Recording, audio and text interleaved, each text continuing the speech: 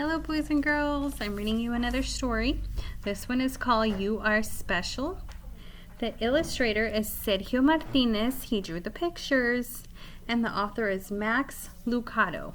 He wrote the words inside of the book. Here we go.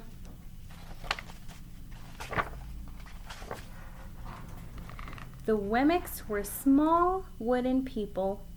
All of the wooden people were carved by a woodworker named Eli. His workshop sat on a hill overlooking their village. Each Wemmick was different. Some had big noses, others had large eyes, some were tall and others were short. Some wore hats, others wore coats, but all were made by the same carver and all lived in the village. There's all the people. Do they look the same? Do we think they look different?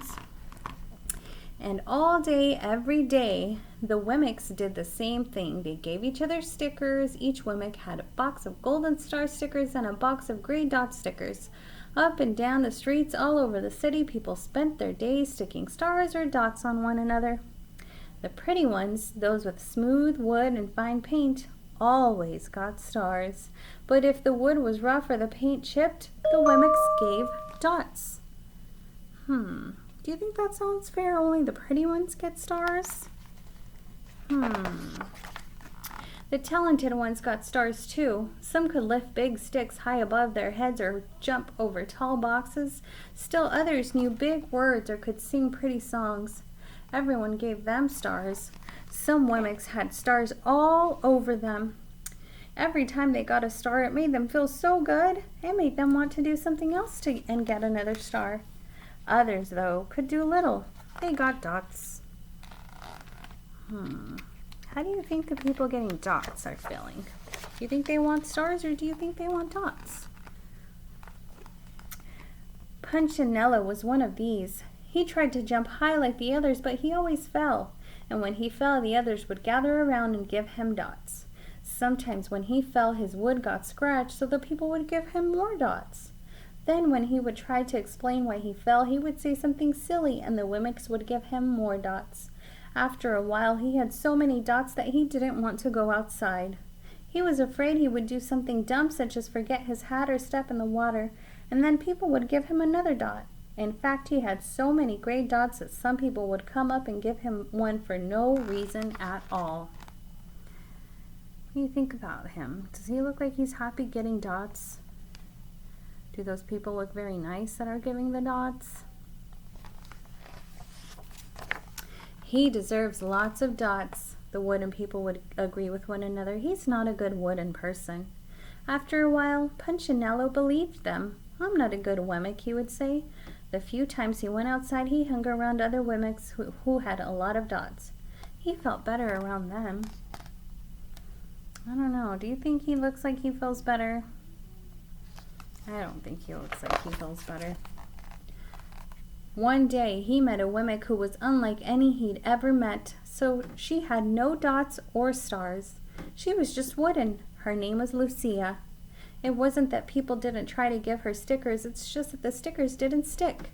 Some of the Wemmicks admired Lucia for having no dots, so they would run up and give her a star, but it would fall off. Others would look down on her for having no stars, so they would give her a dot, but it wouldn't stay either. I wonder why her stickers or dots won't stay on her. That's the way I want to be, he thought Punchinello, or I want to be, thought Punchinello. I don't want anyone's marks. So he asked the stickerless Wemmick how she did it. It's easy, Lucia replied. Every day I go see Eli. Eli? Yes, Eli the wood carver. I sit in the workshop with him. Why? Why don't you find out for yourself? Go up the hill, he's there. And with that, the Wemmick who had no stickers turned and skipped away. But will he want to see me? Punchinello cried out. Lucia didn't hear, so Punchinello went home.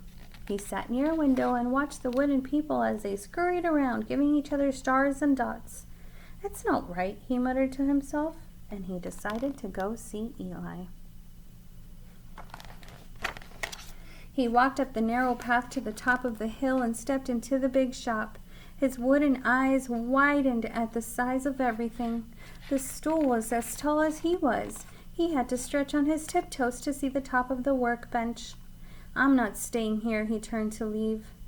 Then he heard his name. "Punchinello?" The voice was deep and strong. Punchinello stopped. "Punchinello, how good to see you. Come and let me have a look at you." Punchinello turned slowly and looked at the large bearded craftsman. "You know my name?" the little Wemmick asked. "Of course I do. I made you." Eli stooped down and picked him up and set him on the bench. The maker spoke thoughtfully as he looked at the gray dots. "I didn't mean to, Eli. I tried really. Oh, looks like you've been given some bad marks." "I didn't mean to, Eli. I really tried hard." "Oh, you don't have to defend yourself to me, child. I don't care what the other Wemmicks think." "You don't?" "No, and you shouldn't either. Who are they to give stars or dots? They're Wemmicks just like you. What they think doesn't matter, Punchinello. All that matters is what I think, and I think you are pretty special."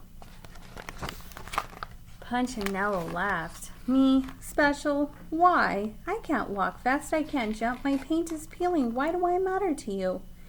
Eli looked at Punchinello, put his hands on his small wooden shoulders, and spoke very slowly. "Because you're mine. That's why you matter to me."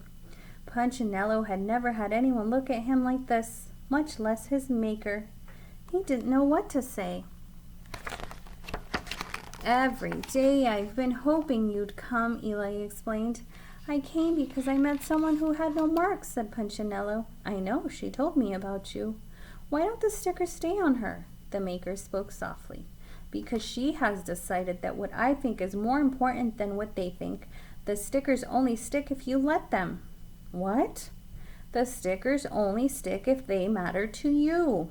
The more you trust my love, the less you care about their stickers." "I'm not sure I understand." Eli smiled. "You will, but it will take time. You've got a lot of marks. For now, just come to see me every day and let me remind you how much I care." Eli lifted Punchinello off the bench and set him on the ground. "Remember," Eli said as the Wemmick walked out the door, "you are special because I made you, and I don't make mistakes." Punchinello didn't stop, but in his heart he thought, "I think he really means it." And when he did, a dot fell to the ground.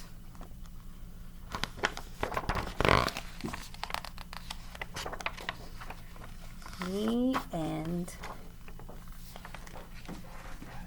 So this book is all about how Punchinello is special, and all of you are special in your own, very own way. It doesn't matter what others think or what others say. If you feel like you're special, and everyone has their own special talents, just like Punchinello. We'll see you next time, boys and girls.